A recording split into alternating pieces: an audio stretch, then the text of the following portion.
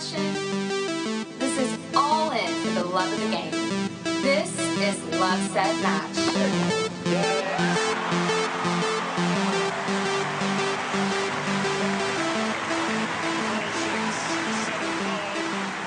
I mean, Andre Agassi had this quote, you don't have to be better than everyone else in the draw when you go out on the court. Like, you have to be better than someone that's across the net. I think you got to stay active in a sport sense, go out there, do some sports. I think it always makes you feel better. Maybe you're more tired in the very moment, but actually the rest of the day feels better. And then I think giving back as well, making other people happy is going to give you a good feeling too. Welcome to Tennis Pal Chronicles, the podcast to feed your passion for all things tennis. I'm your host, Philip Kim, also known as Coach PK, the tennis pro for the Langham Huntington Hotel in sunny Southern California. And with me is my awesome co-host, Valerie Garcia. How are you, Valerie? Hey, Philip. Long time no talk. It's been too long. I can't believe there's so much going on in your life and I don't know about it. I know, that was really strange. I thought I told you a couple things, really important things. Apparently I didn't. Really important. Like the biggest news was, oh my gosh, you're going to the Laver Cup? Tell me about that. Yes. I got Look, I'm an emotional spender and I got an email saying it was confirmed. The big three and Murray are all playing. I know, that is huge. I just clicked on it and I saw that there was 14 tickets left for the day that was least expensive. Yeah. So, which is Friday, day one. Okay. And I was like, oh, you know what? I'm just going to buy them. Wow. Worst case scenario, I can always resell them. Yeah. Maybe even make some money. So I just totally whimsically just bought them. And then I was like, you know what? I talked to my boss and he said I can work from home or work from not home. Wherever you are. Work remote. Yeah. So, they approved me to do that. And then even when I tried to back out, because I started having buyer's remorse, like, what am I doing? It showed me on the app, like, you can't sell the tickets unless you have a bank account in the country of the event. In London, I guess, yeah. Yeah, so I was like, well, I guess I'm going to the Laver Cup. Oh, my gosh. That's incredible. Yes. And that's about a month away, less than a month away. It's less than a month, yeah. Super excited. September 23rd. You're just going by yourself? Is anybody else going? No, I'm going by my lonesome. I am only going for day one. September 23rd. It's the Friday. So hopefully, the matches that day are worth only 1 point. So they won't be as crazy as if I went Sunday. But let me tell you, just to go to 2 sessions, day session, night session for 1 day. Wow. Was the cheapest tickets were $1,200, wow. Which is even more, or maybe 1,200 pounds. I don't know. It was a decent amount of money. So I was like, oh, actually Saturday and Sunday were sold out anyway. So even if I wanted to spend more, sure, I couldn't have gone. Yeah. But I don't feel like there's option. A bad day at the Laver Cup. I mean, watching from home has been my only experience, but every day has been so exciting. Yeah, so I'm just hoping I get some, I really would love to see some doubles action with some Fadal or even Roger and Djokovic or Djokovic and Nadal. I don't think Djokovic and Nadal, has that happened? I don't think that's happened. I don't think so. I think it's only been Roger with one or the other. Yeah. So, Roger playing with Djokovic is that famous scene where Djokovic hits him in the back, right? Yeah. Yep. That was funny. And then, of course, the huge Roger-Rafa scene is when Rafa jumps on top of him. Rafa broke his back. Can you imagine trying to lift Rafa? Oh, my gosh. He's just like pure muscle. It's so heavy. I know. And I do think that he really did break Roger's back. But, boy, that precious a moment, that picture of them just, holding each other, hugging each other, celebrating together. Incredible. Yeah, so I can't wait. The only thing that's going to be missing, and this was missing from the French Open too, so we're going to have to do something about this, is I need some sort of tennis pal tennis podcast, like t-shirt or sweatshirt or hat or something, so that I'm like rocking it at these events. Yeah. Wow. Okay. I'm going to have to try to get you that for sure from Tennis Pal. And that's a great reminder to give a shout out to our great friends at Tennis Pal, because this podcast is sponsored by Tennis Pal, who is the best app to find people to play tennis with, right? Visit tennispal.com, download the app today. We're so grateful for them supporting Tennis Pal Chronicles. Yes. So we got to get you a shirt. It is international, so you can use Tennis Pal if you're in London or wherever, right? And you're looking to find a local friend to play with. Yeah, it's mostly in the U.S., but I have heard a lot of people outside of the U.S. have been using the app as well. And, you know, small pockets of communities. You know how apps kind of like have a life of their own wherever they are. So it's based on the community, I think. But, yeah, it is available out there. But I think most of the players that are registered are mostly U.S. players, as far as I know. Well, we got to change that. Yeah. Or maybe we just got to edit that out. No. Well, I mean, you should search, you know, London and see if you can find anyone to meet up with that's going to Labor Cup. I'll put it on my Twitter and see if anybody's going and try to hook you up or something. Because, boy, these Roger fans that are following me are just crazy about it, you know? Yes, that would be fantastic. Would that be cool or would that be weird? No, I don't think it's weird at all. I can't think of anything less weird than being around people who share a passion for tennis. Yeah. And a passion for Roger, because you know I'm going decked out in Roger gear. Absolutely. Absolutely. Oh, by the way, I got the new Roger RF shirt. Someone gave it to me for my birthday, so that was so nice. Just a very plain black and white one with just the RF on the pocket. Oh, yes. I saw that one. The new Uniqlo shirts. And very nice quality. It's that kind of stretchy cotton, you know? Mm-hmm. Love it. Love it. So that's going to be amazing. You have to just like, you know, be hitting record everywhere you go and just capture the scenes and the sounds of the Laver Cup. And then if you want to, of course, say, here I am at the O2 Arena or something. You know? Yes, I know. It's going to be my first time at the O2 Arena as well. So I'm pretty sure it's going to be a really long day, you know? Yeah. But it's going to be fantastic. Yeah, so. yeah. Well, send me some sounds. I mean, that's just going to be amazing.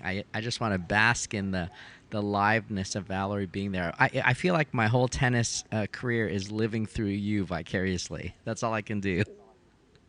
Nice. Well, you know, I could drag you with me. I'm already have my sights set on the Australian Open 2024. Oh my gosh. Yeah. Wow.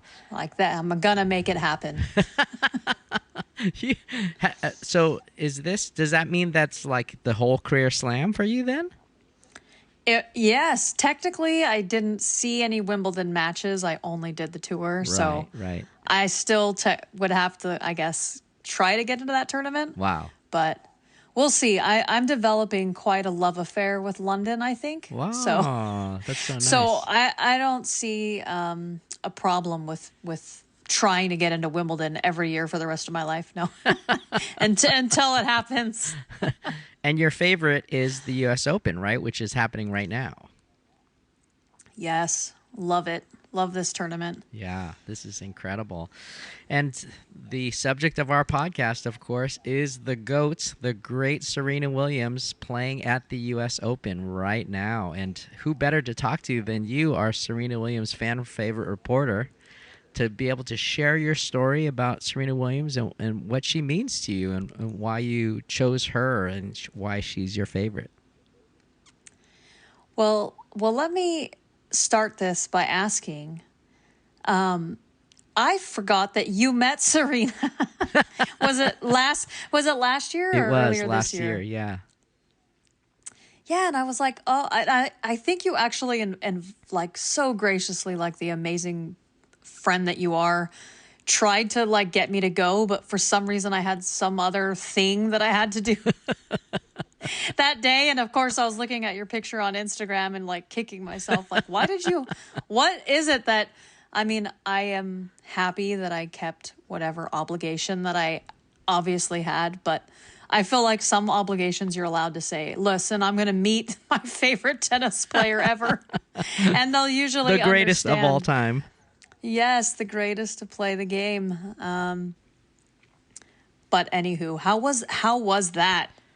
It was you? super amazing. And that reminds me to talk about Esther Lee, who actually just posted on her Instagram. She's there. So I think Serena flew Esther Lee out to be in her box because she's there at the US Open. She posted a video of, that moment where Serena like was jumping because she had won her first match. And so it was just so beautiful. And I should actually, direct everybody to ESTALEE, Esta Lee, on Instagram. And she's the reason that I met Serena Williams because sadly, as our listeners know, Esther was diagnosed with pancreatic cancer, and because I work at the Pancreatic Cancer Foundation, I met Esther, and Esther introduced me to Serena, and that's how that whole thing happened, because Esther was the physical therapist for Venus and Serena, and actually lived with them for 4 years in the same house, traveled with them, was on the road all the time with them. And actually Serena credits Esther as saving her life, because when Serena apparently had a blood clot, it was Esther who recognized the signs and forced her to go to the hospital. And you can hear that whole story on our previous podcast. If you search Tennis Pal Chronicles and Esther Lee, you'll be able to hear that whole podcast. But yeah, so that was a great show. I highly recommend if anybody who didn't catch that one. It's so heartfelt and so heartbreaking as well. And Esther is beating the odds every day by just living. And so she's living her life to the fullest. And people like Shaun White, who she also was physical therapist, brought her to China, where he did his last run at the Olympics, and they were there together, and he talked about how she was his inspiration. And Serena said the same thing at our LA Cancer Challenge, which is a run and walk for pancreatic cancer, and Serena talked about how important Esther was in her life, and so that she actually did the 5K walk in honor of Esther, and they did it together. And Venus was there as well, so we got to meet her as well. And it was just, very, very beautiful. Serena was so gracious and kind to me, and until Esther said, this is my friend Philip, he plays tennis and he coaches. And I said to Serena, I don't feel like I can say that I even play tennis when I'm standing next to you, because you were the GOAT. And she just laughed at that. So it was really, really an amazing moment to be able to just stand next to her and chat, Oh, that's so cool. I don't remember, and I just looked at the picture of the two of you, but I didn't pay attention. Were you in a Roger hat? Yes, I was, of course. Yes. When am I not, right? Well, I mean, that's really all that matters. That Serena and Roger were in the moment with you, and the rest is my life is complete. Icing on the cake. Yeah. All I needed was Valerie next to me. Where were you? I know. I was there in spirit. But, I was trying to think today, because I knew we were going to record this, about when I went to the US Open in 2009. Yeah. And a story I've shared before about having a bad habit, which led me to sneaking around on the grounds to partake in this bad habit. Because they don't allow it on the ground. So I was hiding in corners I shouldn't have been in. And I happened to, Serena and Venus just walked by me after a doubles match. And I was like, I just yelled. I was like, oh my gosh, I love you. You're my heroes. And they both turned and waved and smiled. They were so nice. And then they just kept walking. And it was like,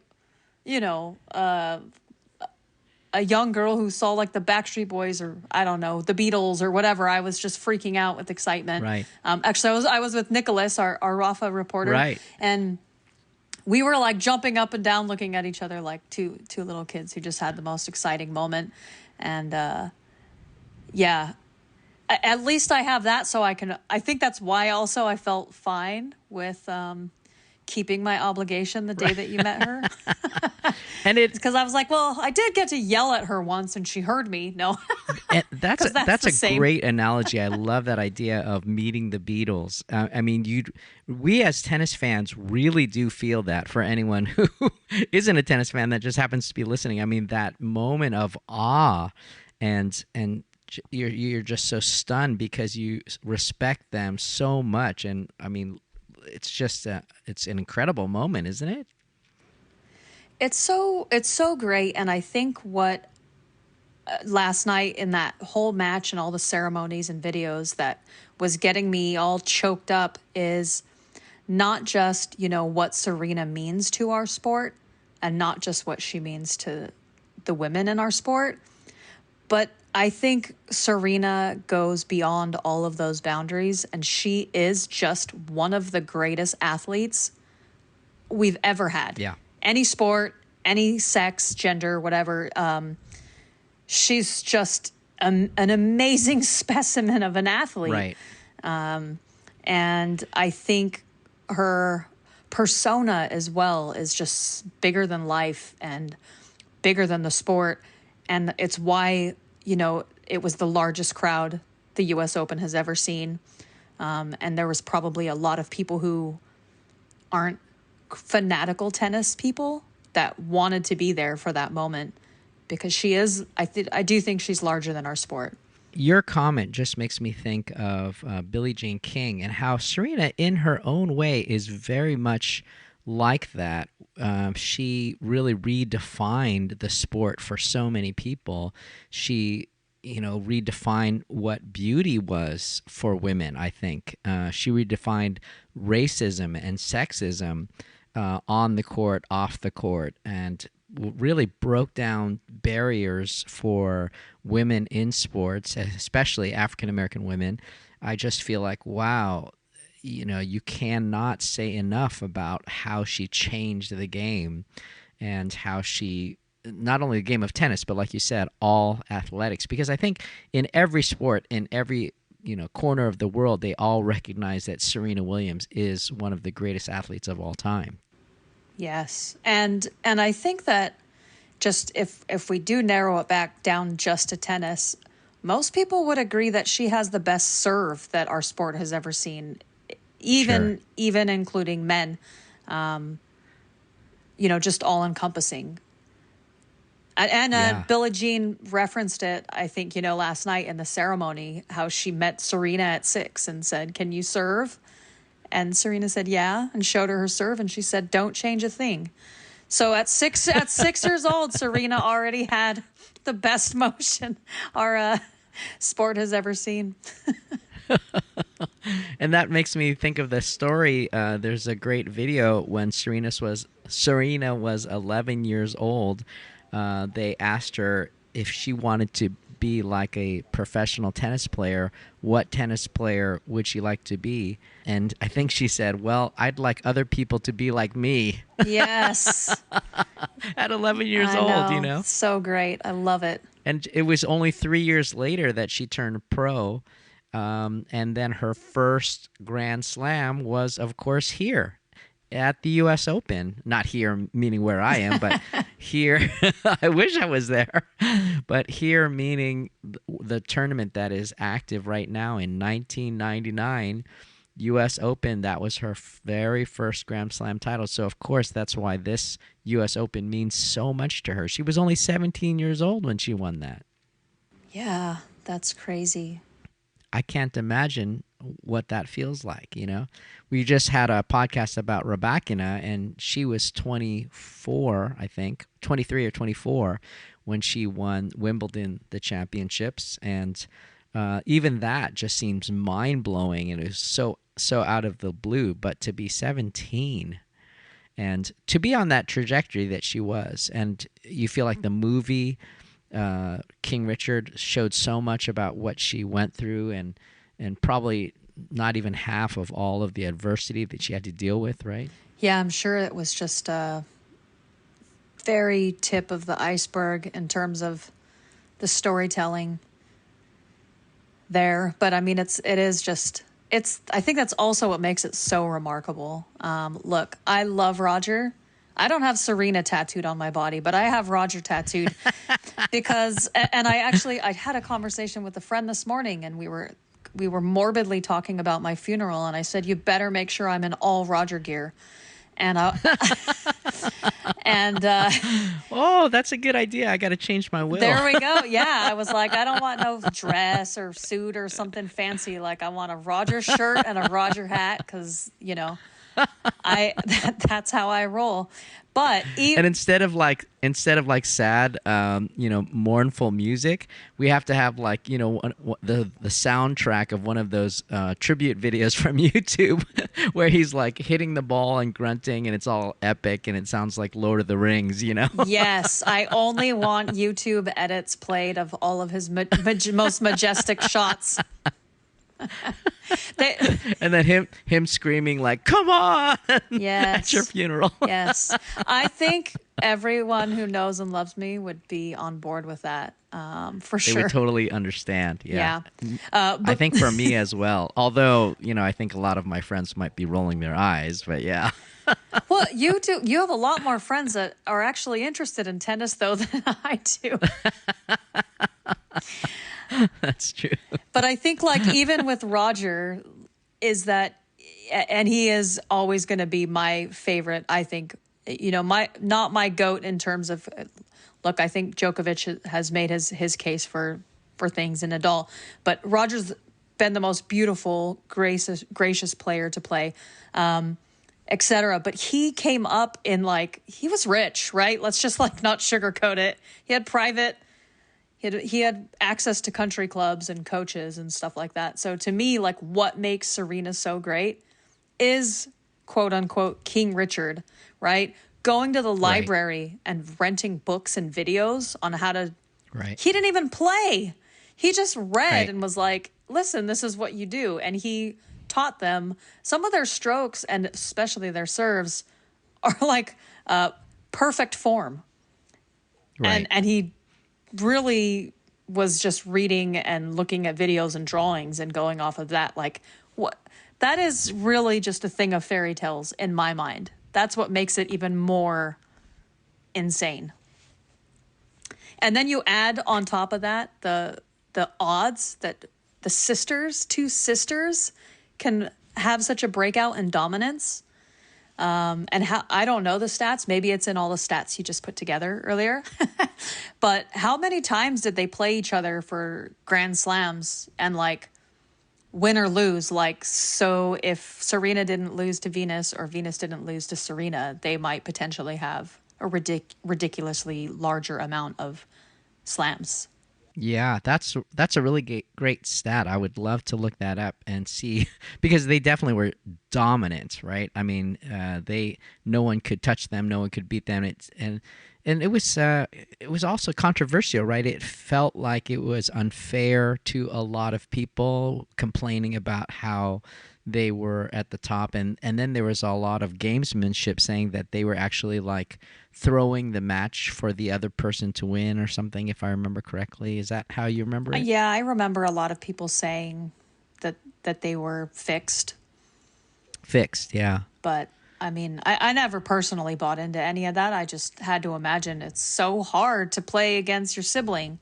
Like, they were charting territory that no other people have had to. And even if other people do it, like, it has to be tricky to navigate. I mean, even Kyrgios could barely play against Kokkinakis last night, and they're just friends. He said he had to blur his body out of his mind when he was hitting the ball so he could pretend he was playing someone else. Like, oh, that's interesting. It's got to be really hard. And I feel like it's probably harder for Venus to beat your little sister, who you love so much. Yeah. Well, and not only did they come up without that kind of backing, like, I know Roger also was supported by the tennis Association of Switzerland, and they were the ones who actually put him in the academy and stuff. So, he not only had private lessons, but he also had that advantage. But it was just amazing that Richard Williams really believed so much in open stance tennis, way ahead of everyone that was teaching at that time. And there's a little moment in that movie where he's trying to get the girls to remind them to hit in open stance and to have that kind of footwork. But the coach who is, coaching them in the video is saying, no, that's not right. That's not right. And, egg on the face of that coach, because obviously they went on to be incredible champions doing what their father said, hitting in open stance. And now, of course, everyone on the Pro Tour hits in open stance because the ball's coming so fast. It's very hard to hit in closed or neutral stance, and to have those extra steps. And, it's just incredible that any tennis player who watches that movie completely gets that, Yeah, I mean, I love it. This is what I love about you, Philip, is that you get it. Because I play tennis, and I know that I'm not following any of the stuff that I'm supposed to be. I'm just winging it, No two shots are ever duplicated. They're not repeatable. That's funny. They're like NFT shots. There we go. That's so when I hear open stance, like, I'm pretty sure I know what that means.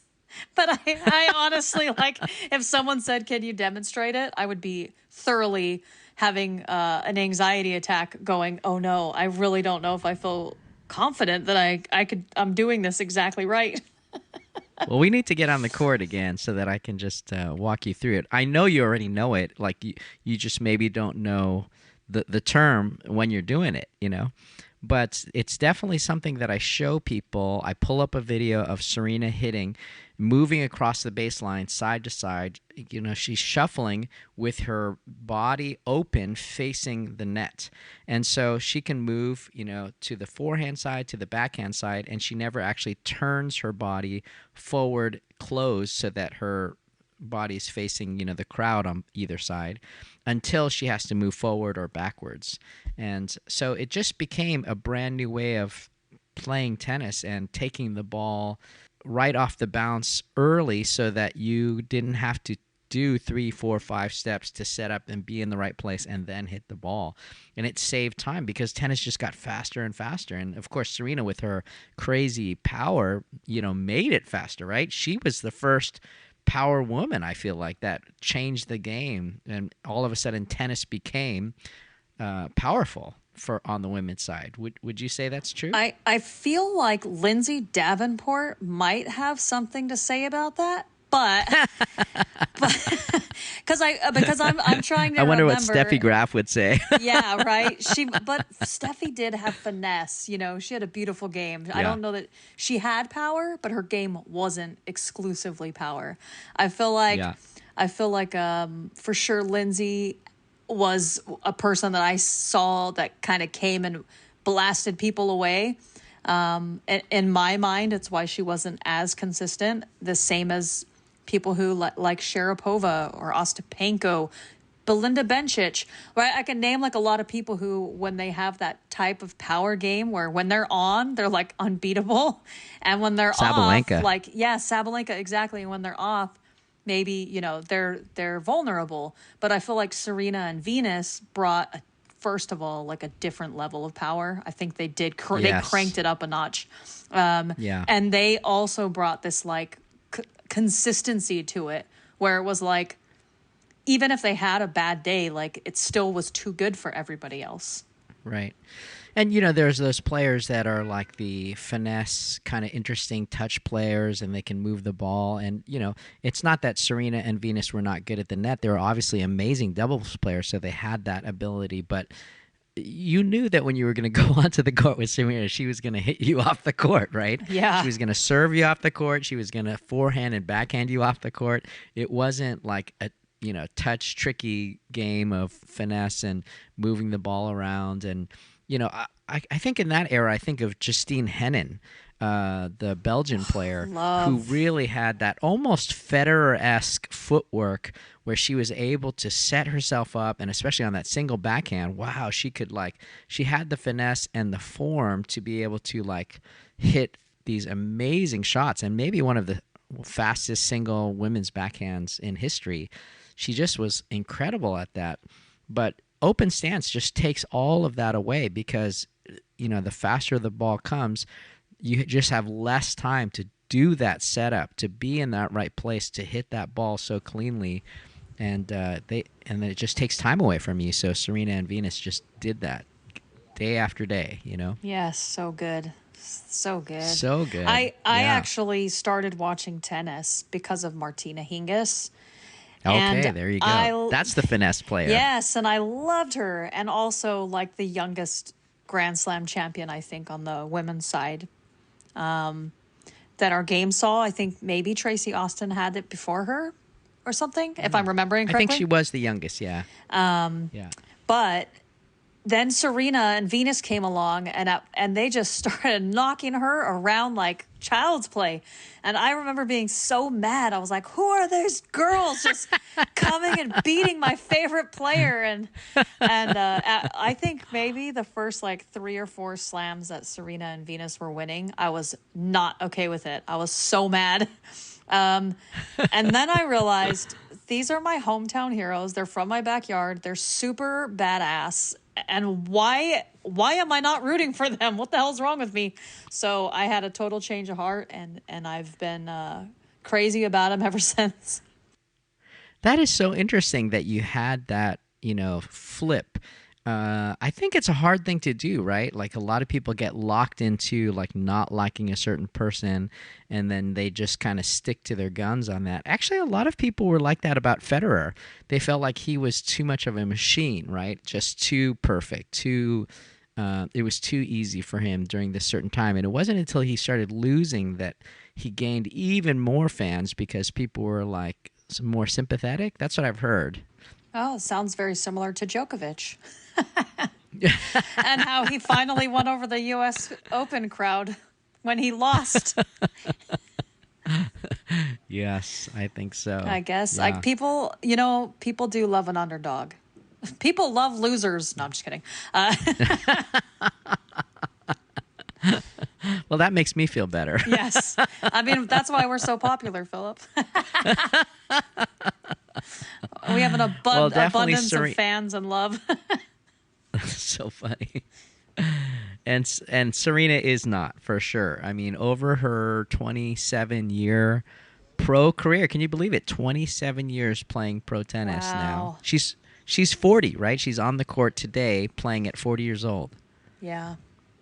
Because she's the same age as Roger Federer. I always remember that they're the same, like, off by a couple of months, but really the same age. Mm-hmm. And then Venus is a little bit older, right? So it's just amazing that they're out there playing, and Venus and Serena are playing doubles as kind of a farewell doubles team, yes. Which is kind of amazing. Oh, I really hope they win.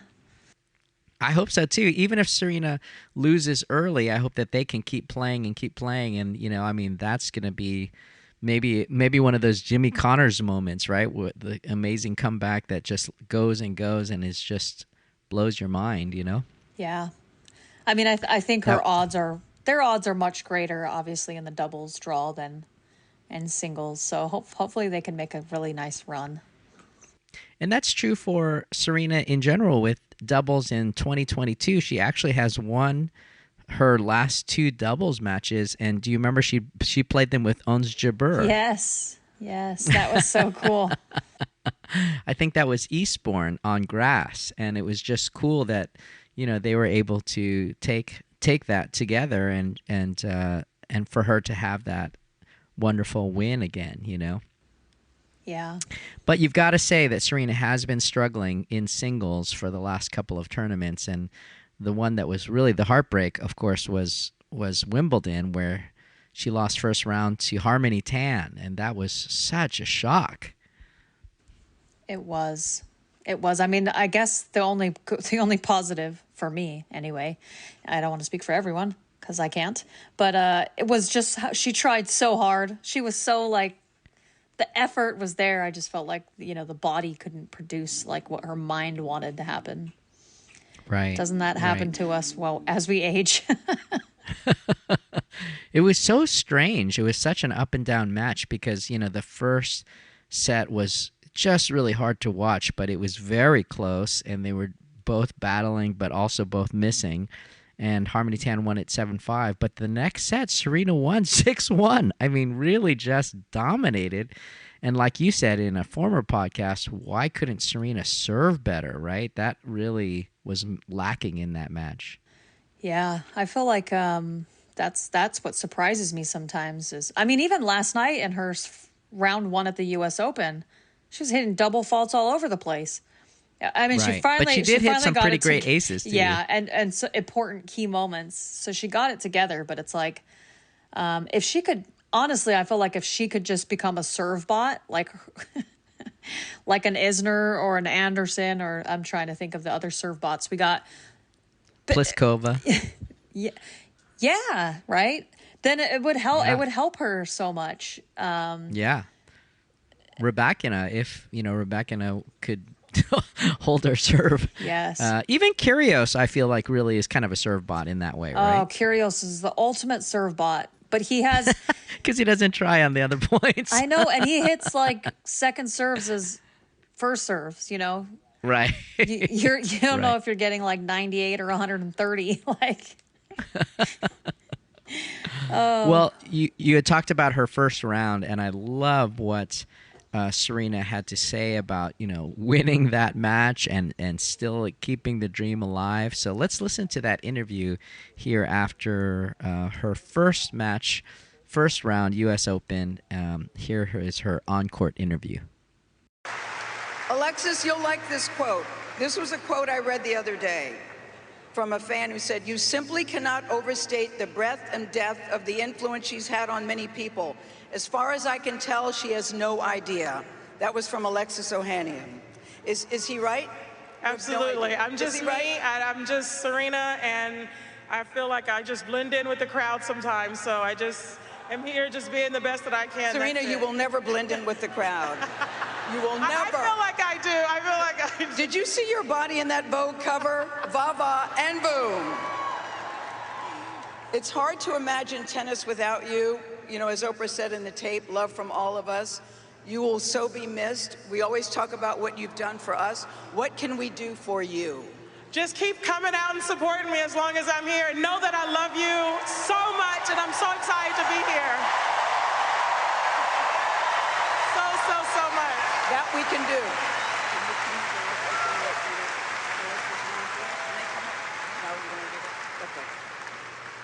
Before we go, we have one more surprise for you.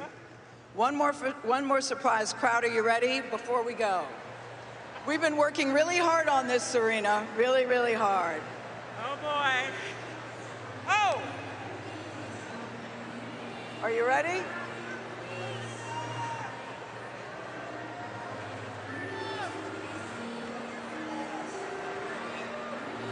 All right.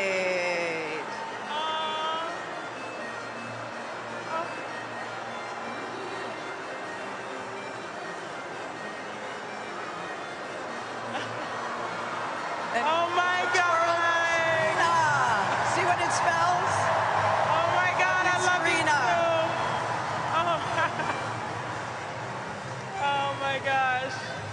This is crazy. All over the stadium it says, "We love you, Serena." Thank you, twirl. Thank you, Serena. Good luck. I love how fun she was and how much she talked about her child and her family and, what she looked forward to. And I was actually thinking of calling this podcast Serena 2.0 because that's how she described herself. She's reinventing herself. She's going to become somebody, even more powerful in what she's doing with her Serena Ventures investments and really continue to change the world, don't you think? Yes. I thought that's a great idea, though, Serena 2.0. Yeah, I mean, that's what she called herself. Yeah. So I just love that she is really thinking, that she's ready to make a difference and she's really changing the way that people perceive her on and off the court. And of course, she's made a ton of money on the court. And but it's interesting to me that I don't think she was ever the highest women's earner, even though she probably is the most popular, or I should say, the most well-known women's tennis player in the world. Wouldn't you say? Does anybody have a bigger name than Serena Williams? I wouldn't think so. But her career win was $95 million in her career, which of course isn't shabby. That's pretty amazing. But yeah, but it's kind of, that's it, right? I mean, considering who she is, I mean, she, the stats of what she has won, 23 Grand Slams, you would think it was a little bit more, right? Definitely Roger and Djokovic have won more. And so that points to the women's inequality as well. Yes. And I think prize money might, it's gone up a lot as well. Right. Where they anybody win who like won in the 3 early million days these got days. robbed. Yeah, for sure. They were like, I think if they got $1 million, they were like, whoopee. Now they're getting like $3 to $5 million or something. And then it's like, U.S. Open series. If you have the most points before the U.S. Open and then you win the U.S. Open, here's a $3 million bonus or whatever they do. I'm making numbers up, but they're probably not that Poor far Rod off. Laver, I mean, guys like that who barely made any money. It's so sad. Yes. Or a Pancho Gonzalez, But I think, I don't know if it was the first time, but I know at Wimbledon they did say that the men's and women's champion got equal pay at the championships, which is very, very cool. Yes. Yes. I mean, and we have Billie Jean and Venus and Serena. Billie Jean took them both under her wing, and they made a lot of positive change for women in our sport. Yeah, so amazing. Well, the stats for Serena, just to get them out there, she won 856 matches, probably now 857 because of last night. I'm sure this is old now. And she's only lost 154. That's just staggering. It really is. To have that kind of win ratio. Did you say that she had the most wins? She has 365 Grand Slam major match wins, which is the most of all time. Wow. Which equal her 23 Grand Slam singles titles, the most in the Open era. And, you've got to say that you really feel like she wanted that 24, right? She wanted it too bad. That's, I think, what kept her from getting it. But I mean, she did quite a good job she gave herself 4 chances, and that was after having a child. Right. Yeah. She almost dying while giving birth. Right. Yeah. 2007, I think it was just amazing that she was able to win a major while pregnant. I mean, who does that? Serena Williams. Yeah. Right. And that's where she beat Steffi's record also, right? Yes. And I think that I might just be crazy here. I'm just speculating. But I know that part of the retirement is that she wants, to build on her family. And she mentioned she doesn't have the luxury, of a man to just have more children and still play. So I was like, I wonder if she's pregnant now, and it'll also give her that magical belief in the back of her head, like she could do it again. Yeah. Gosh, that makes me think that there was a baby boy's name that came out. Okay, I'm totally off. Maybe it was a dream. Well, maybe you were dreaming and manifesting, sir. I hope so. I mean, I wouldn't put any money on it, but no. But I would definitely support her making a run. That would, how magical would that be? Like you said, like a Jimmy Connors run. Stranger things have happened. A qualifier won last year, so. The qualifier who won last year had 0 Grand Slam experience and was not even ranked 413, which is what your notes say Serena is currently ranked. Yeah, isn't that crazy? Yeah, the qualifier was ranked lower, right? She had to actually qualify to get in. And if she could win, I'm not counting out Serena, but she's got to play some magical stuff. Like last night, she was like moving. I was like, wow, Serena's she got to that ball. I was pleasantly surprised and happy. Those like you could tell her opponent was doing some drop shots and trying to make her run, right? Yeah. And Serena was running up to those balls. She was moving. Yeah. I agree. Yeah, she had a little extra pep in her step last night that we haven't seen, in the past year or so. Yeah. Well, I think it's like Gattaca, you just got to leave it all out there and save nothing for the swim back, right? Exactly. So what else do we got? The other amazing stat is, of course, the doubles that the Williams sisters were able to get Olympic doubles gold 3 times together, and they were the first ever sister duo to claim Olympic doubles gold. That was in the year 2000, 2008, and 2012. Wow. So they were the first to do it, and then they did it 3 times. Then they did it 3 times. So it means so much for them to be playing doubles here at the U.S. Open and to end their career in that way, right? It'd be interesting to see what Venus does, because even in her interview, as we just heard, Serena says, well, I can't speak for Venus, but for me, this will be my last. And so that was really moving. And I want to point out the Vogue article too, which is where she actually announced her retirement, and it was such a powerful, beautiful essay that Serena herself wrote. So if you haven't read that, I highly recommend checking that out. And I'll put a link in our show notes as well to this article. It has some beautiful pictures, of course, that Vogue is known for. And you've got to think, Anna Wintour was somehow behind that whole coup of having Serena be a part of Vogue and announcing her retirement there, right? Because that's huge, right? Yes, for sure. Roger's BFF. Yeah, and I wonder what their relationship is. I know. I always laugh whenever I think that I know the editor of Vogue's name. I'm like, what? And it's only because of tennis. Absolutely. Yeah. It's a fun fact trivia that nobody would ever think that you or I would know, but we'd be like, yes, we know her well. Yeah. Well, and the chances of her winning the title here? I heard it was 50-1, which doesn't actually sound that crazy to me, but I don't really understand tennis odds too well. I'm more of a football gambler myself, but but the commentators were saying that it's really bad odds. She is definitely they're not doing any favors there with giving her a shot. Right. And considering her track record in the last couple of tournaments, we mentioned Harmony Tan. She recently lost to Belinda Bencic at the Rogers in Canada, I think, right? Rogers Cup. Yeah. So well, I give her Belinda Bencic. Belinda to be able Bencic to... is a really tough opponent. Like she could beat could beat anyone on any given day. So I don't fault Serena for losing that match at all. Yeah, 6-2, 6-4 on that one. It is she does have way more random losses though, where it's just kind of inexplicable sometimes.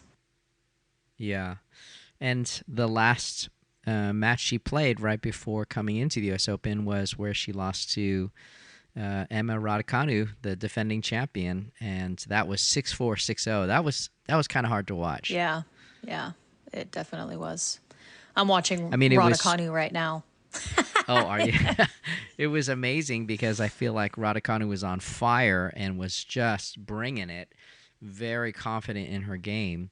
And it was hard again to watch Serena move. But I do, like you said, I feel like she's moving so much better at this tournament. Yeah, I heard a story on the tennis podcast today that I guess like throughout Serena's entire career, she never hit with other players. She only had her hitting partner, whether that was Sasha or when she moved on from Sasha, like somebody else. But I guess someone's mentioned something to her, like you gotta hit with other people on the tour. And so I think she opened up to trying that this year, or recently. And so at least some other professional journalists were crediting possibly the fact that she's been hitting with other women recently, like let's just say the past few weeks, and they think that it's probably helping. I hope they're right. Yeah, I hope so too. It would be amazing if she could win this and tie Margaret Court and go out like that. Yeah. Although, if she won it, she would probably be like, what the hell am I retiring for? I could still win things. It's, gosh, it's got to be so hard for them, It's so hard, I'm sure, for athletes to time retirement, because in a dream world, if you had a crystal ball, you'd love to go out on top. Yeah. But then, because you don't have a crystal ball, you're not going to go out on top generally, because you're full of confidence and you think like, oh, I could just keep doing this, until all of a sudden you're like, you have years of not being able to do it under your belt. Do you feel like she really opened the door for women to feel powerful and to play a power game, to yell, to scream, to curse if you wanted to be who she was? And, I think a lot of people criticize her early on for being that powerful, for not being ladylike, quote unquote. But I mean, she set the example of what a powerful woman is, don't you think? 100%. And I think not even just in tennis, in other sports as well. Well, and even standing up for herself, I think, in the press and in the media, and the way she carries herself at press conferences and not letting people talk down to her and always respecting herself. And I think it's part of what sets her apart is her competitiveness. She's just so ferocious as a competitor. She would just fight. And, that kind of athleticism, that kind of power, that kind of determination is often looked down upon for women, or at least historically. But maybe now, because of her, it's really opened the door for women to be like that. Yes. I feel like she was quoted saying something along those lines. Someone said, if you want to be remembered for something, what would it be? And I think she said something along those lines of it being kind of opening those doors and setting that example and paving the way for those that come behind her. Yeah, definitely.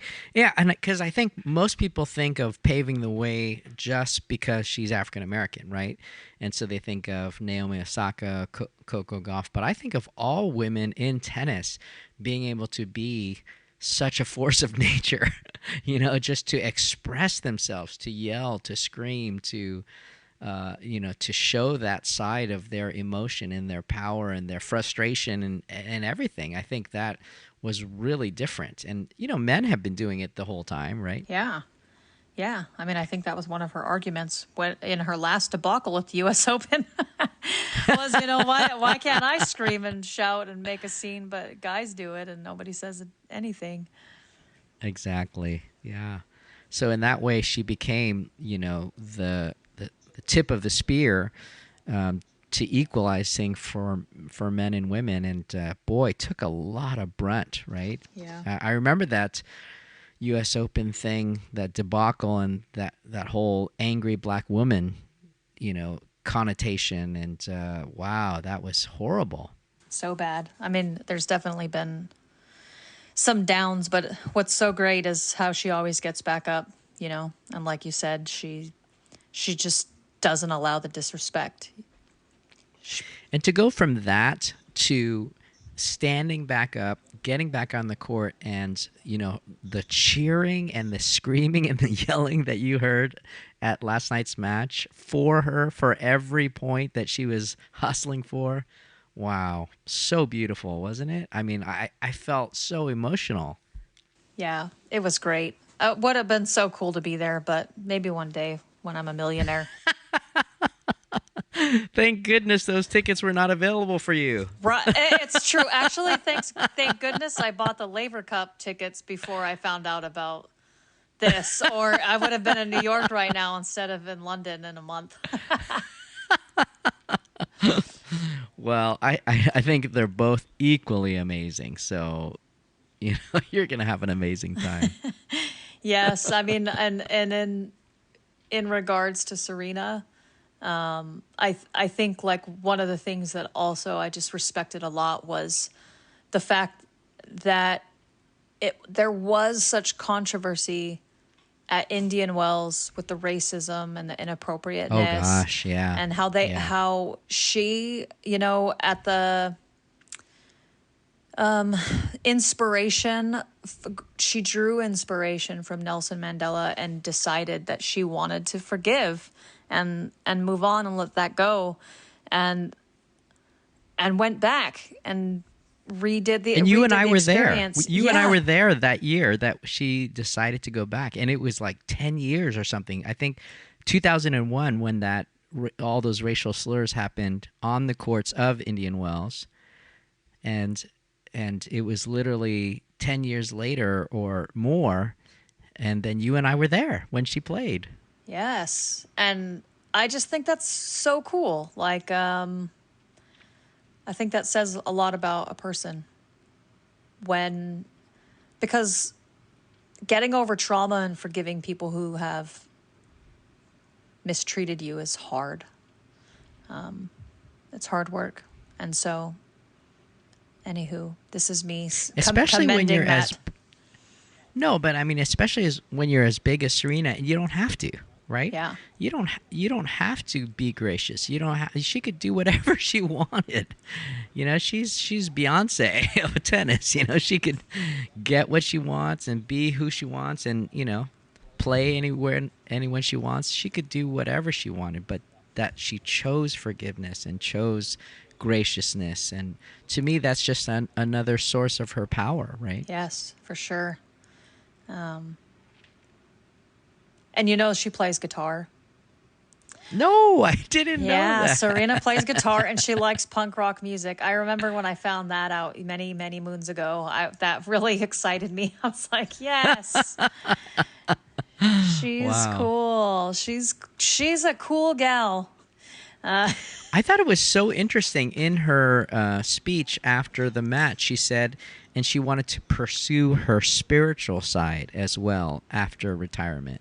Yeah. Which I thought was so interesting that she would, go there and portray herself in that way.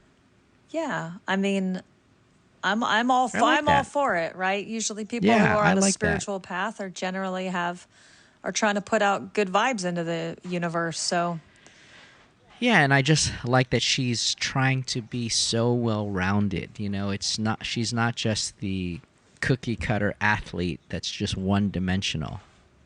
Yeah, and it wasn't just Serena Ventures. It was money and spirituality. No. I guess you can have it all, huh? Yes. And you've covered in previous reports. In fact, I'd encourage you to go back and listen to those fan favorite reports that Valerie talks about Serena, because there's so much great information in there. But you've talked a lot about her fashion and her love for fashion and being a part of that world as well. And kind of really avant-garde and pushing the boundaries of what tennis players should and could wear, right? Yes. Yes, remember the cat suit at the French Open? The cat suit. Epic. Yes, Epic. Yes. There's been some good ones. I mean, last night, the skirt/cape that she had on, I was like, yes, I love it. And all the sparkles in her hair. She's more like a figure skater in the way that she presents herself, don't you think? I mean, very much like the glitz and the glamour, which I love. Yes, me too. I mean, I'm not going to lie. I shouldn't even say this. I was actually telling myself, don't say this. But I was like, but I can't help myself. I still think Sharapova has the best U.S. Open outfit ever. She did wear a black dress with all these oh God, how do you say it? Like Swarovski crystals. Oh yeah, the crystals. Yeah. I'm not sure. I don't know because I don't care about that. But but it was very beautiful. Great. It looked very sparkly and cute, and I was like, that's probably the best. That was the same year that Roger had all the black and red too, which was amazing. But other than that one dress, Serena's worn so many outfits that were just epic and beautiful, wonderful. Well, I think it's interesting that you bring up Sharapova when we're talking about Serena, because, boy, that's a battle, isn't it? I mean, that added so much to the drama of tennis. And just that friendship, that relationship, whatever you want to call it, the rivalry. Yeah, I don't think I would have ever used the F word between them of friendship. Yeah, I think she actually said in an interview, "We are not friends," Serena, when asked that. Kind of amazing. But, boy, Sharapova beat her the very first time they met in 2004. And Sharapova was younger than Serena at when Serena won her first, right? Sharapova was 17, I think. And Serena was 19 when she won her first. Serena was 17 when she won her okay. first. Sorry. It was. I'm tripping. I think Sharapova was 17 as well.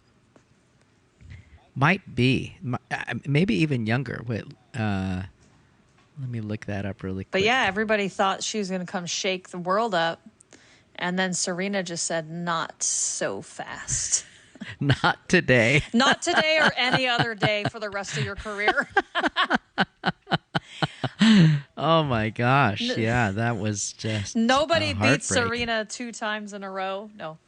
That famous quote. Yes. They met 22 times. Oh. And obviously Serena only lost once. Yeah. the very first time they played. In 2004. Yeah. And even the last time they played, I don't know if you remember, it was actually at the US Open in 2019. And it was kind of epic. We were all kind of excited that they were going to see each other. Of course, Sharapova had just returned from injury, and it was tough for her to even come back. But of course, Serena wins 6-1, 6-1. Yeah, I think she just figured out the formula, and there's nothing Sharapova could ever do. Which is so interesting because Sharapova was power, right? Yeah. I mean, she was perceived as the powerful tennis player. Like, nobody hit harder than her on the courts back then, and now I feel like everybody hits harder than that. Yeah. The game has just moved on for Sharapova, for Serena, for Venus. It's just crazy how fast the game is. And I don't think it's just age for Serena. Obviously, that plays a big part of it, but I just feel like the game has evolved too. Don't you agree? Yeah, for sure.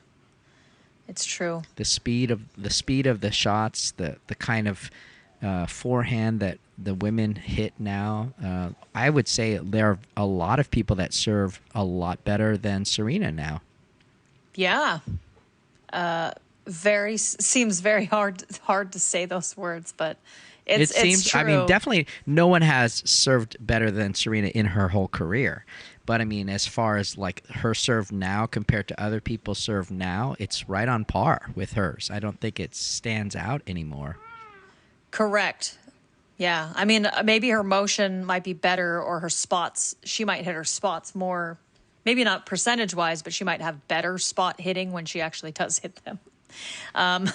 But I don't think she has the consistency that they do, and she doesn't have the pace and the consistency, She's not, I don't think she's serving like 80% ever, and there might be other women out there who are, or 70, 80% first serves. Because like we said with the Harmony 10, like if Serena's serve was even 80% of what it was when she was at her best, there's no way she loses in the first round of Harmony 10 at Wimbledon. Because all she has to do is hold her serve, right? Yeah, and if her serve was decent still, then it would have been enough. But it's not enough anymore because, like you said, the game has evolved beyond that.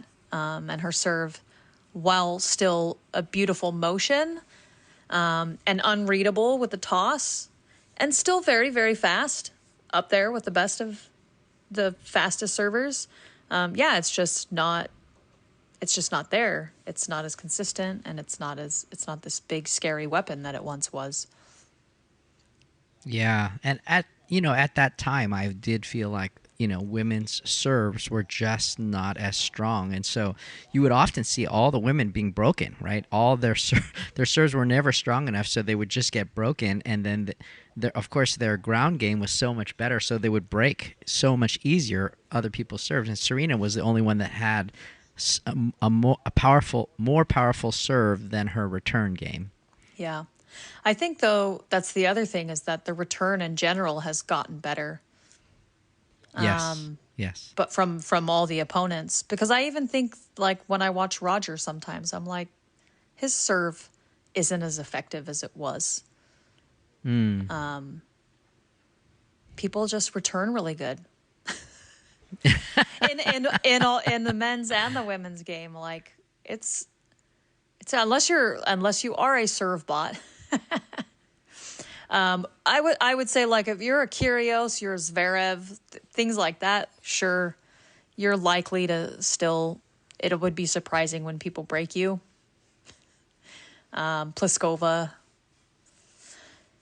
I'm trying to think of Rybakova during Wimbledon, but other than that, I feel like hasn't been that scary.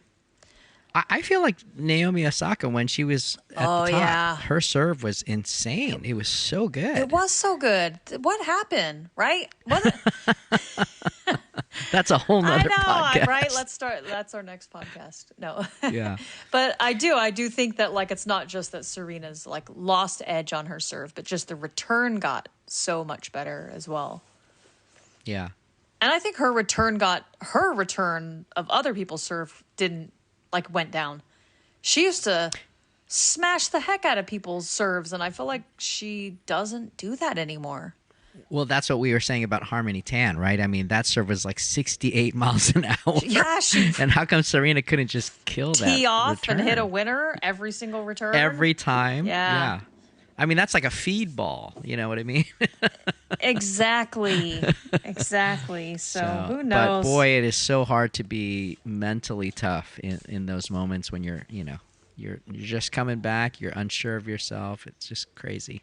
Yeah. And I mean, like, I feel like just a total schmuck over here, even just saying anything about Serena that's not positive, because, what do I do what have I done?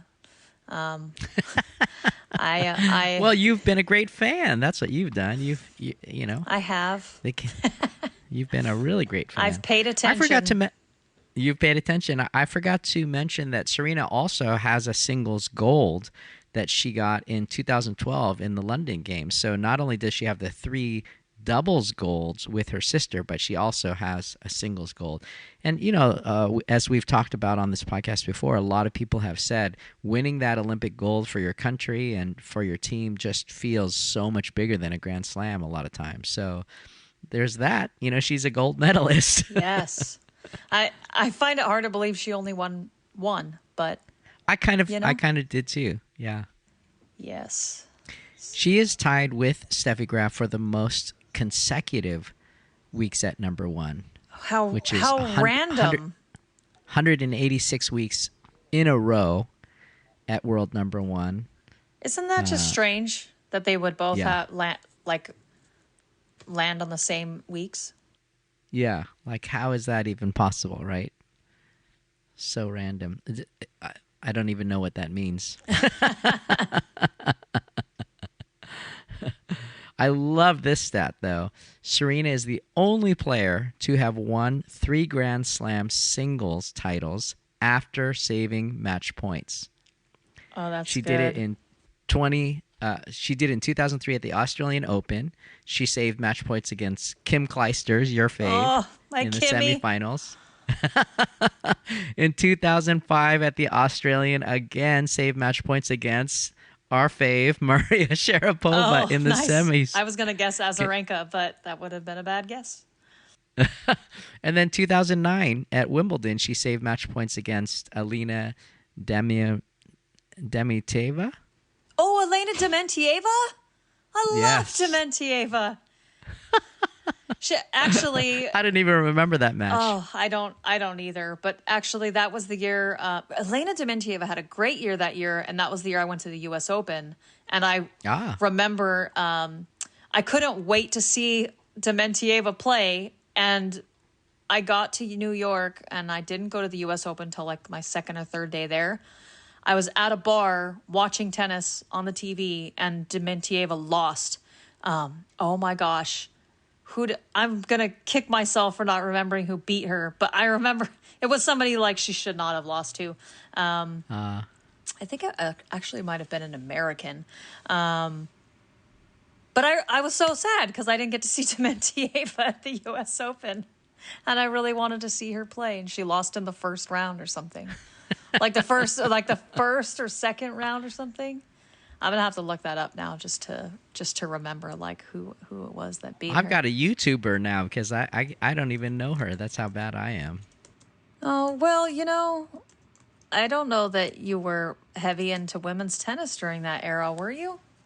No, probably not. Apparently not. I think also back in that time. Oh no, I did love Roger back then, but it was an American. It was Melanie Odan. Oh, Melanie Odan. Oh, who had that magical run that year and never did anything ever again. I remember kind of like secretly just being mad at her all the time for that. We actually talked about having her on the podcast. Yes, you remember? yes. So let's bring her on so I could ask her why she ruined. No, I'm just kidding. No, I would never. So, can you imagine? I'm like, actually, no. Can you guess, being the Serena reporter that you are, can you guess what other tournament she has won the most outside of the slams? If you would take any guess, I'll give you a hint. Well, I'm going to guess it's a hard court because that just makes sense. And then I think you were going to give me a hint that I was in the U.S., but I was going to guess the U.S. anyway. Okay. I honestly, gosh. Obviously not Indian Wells. I was thinking Indian Wells that maybe she won it so much before she banned it, but I'm going to guess San Jose. But right after Indian Wells is? Oh, Miami, her other home. Miami. She lives in Miami, so that makes sense. That's right. I was going San Jose because they don't always get like a super strong field. That's right. I think that would she be a always easier, she did used to play it, and so it's almost like a 500, I think, or something. Yeah. She actually won it 8 times, a record number 8 times in Miami. So, in her hometown, like you said, she owned that one. Nice, good for her. That would have been my fourth guess. I would never have guessed it. So if you were quizzing me, I would not have gotten it. Nice. This has been fun, hasn't it? Reminiscing about Serena. Oh, yes. I just, it really has. And let's take a moment of silence to will her into the third round past Kontaveit. Who is tricky? Yeah. Who is a tricky player? Yeah. I mean, she's good. Hopefully she has an off night and Serena and the crowd are magical again. Yeah, I think Serena and the crowd will be magical whether she wins or not.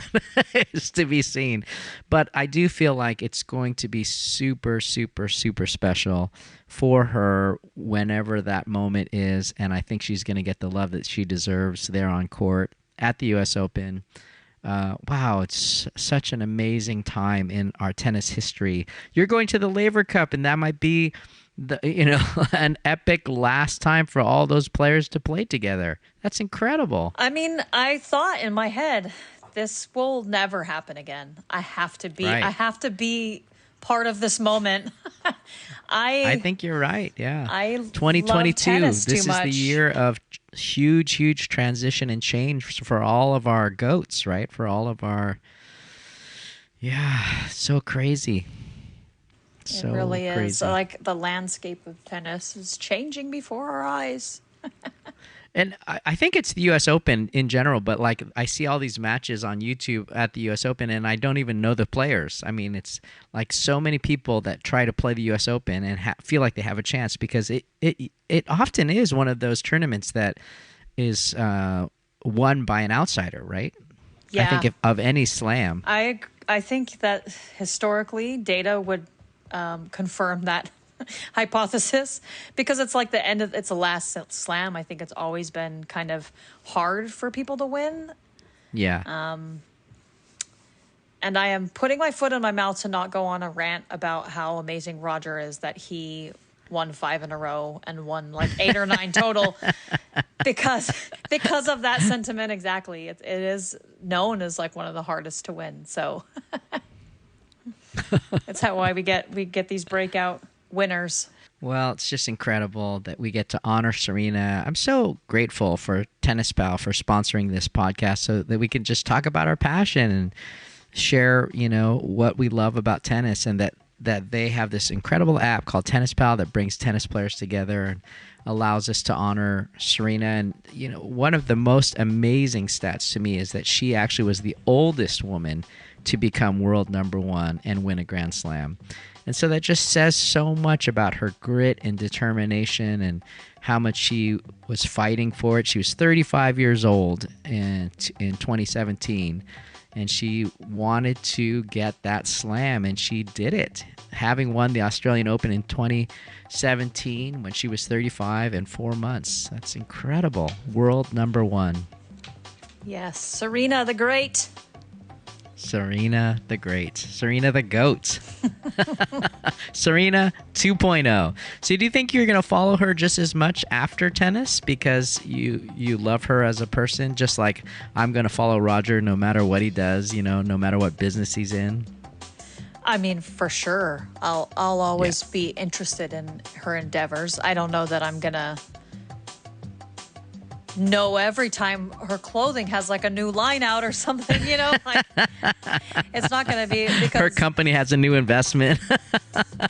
Exactly. I love these players, but I am through and through I'm a fan of tennis, and so these players will come and go and they'll always have a piece of my heart, but I'm always going to be primarily obsessed with the tennis that's happening in the moment. Well, you'll have to pick a new player to represent and be the fan favorite reporter, so you're going to have to think about that long and hard. Oh, sounds good. I don't think I'll have to think very hard about that. I love so many players, and to be honest, well, that's the hard part, is you have to choose one. Well, if I had to think of just like one right off the top of my head, my first thought was Bianca Andreescu, because oh, nice. I do love her dearly, and she has a big persona, like a Serena-like, personality, just... she's very comfortable in her skin, let's say. I like that. I'm drawn to those types of personalities. So I don't know what it takes to be dominant like Serena, but whatever it is, it seems like we don't have it on the men's and women's side right now. that dominance that a Roger, a Rafa, a Djokovic, a Serena, it's just incredible. Steffi Graf. Steffi, yeah. A Pete Sampras, that dominance, day in, day out, win, win, win. It just seems like it's not there. And maybe it's coming. I'm sure it is.